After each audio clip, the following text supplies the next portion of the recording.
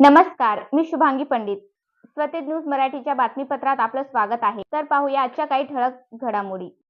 राज्य शासनाच्या पुण्यश्लोक अहिल्यादेवी होळकर शेतकरी कर्जमुक्ती योजना 2026 अंतर्गत गाव पातळीवरील प्रसिद्ध झालेल्या या खात्यांमधील थकबाकीची रक्कम आणि योजनेच्या पोर्टलवरील रक्कम यात तफावत आढळल्यास शेतकऱ्यांनी कोणताही संभ्रम न बाळगता पोर्टलवर दर्शविलेली रक्कम अंतिम व ग्राह्य मानावी, असे स्पष्ट आवाहन जिल्हाधिकारी राहुल कर्डिले यांनी केले आहे.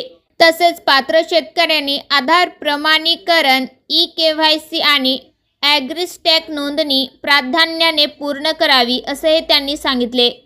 तर चला पाहूया याविषयीचा स्वतेज न्यूजचा हा रिपोर्ट. महाराष्ट्र शासनाने पुण्यश्लोक अहिल्यादेवी होळकर कर्जमुक्ती योजना जाहीर केलेली आहे. त्याच्या अंतर्गत आपल्या जिल्ह्यामध्ये 2,24,000 आपण खाती अपलोड केलेली आहेत आणि त्यापैकी आपल्याला 99,000 खाती प्राप्त झालीत. 32,000 खात्यांचं आधार प्रमाणीकरण आपलं झालेलं आहे आणि ते आपलं वेगाने काम चालू आहे.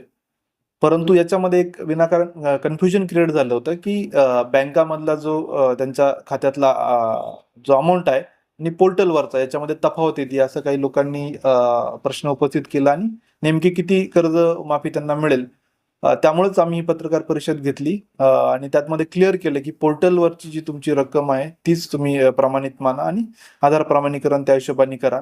याच्यामध्ये कुठलंही कन्फ्युजन नाही आणि आता बऱ्यापैकी ते कन्फ्युजन दूर झाले. आता फक्त आधार प्रमाणीकरण वेगाने करणं आमचा महत्वाचा एक प्रयत्न असेल.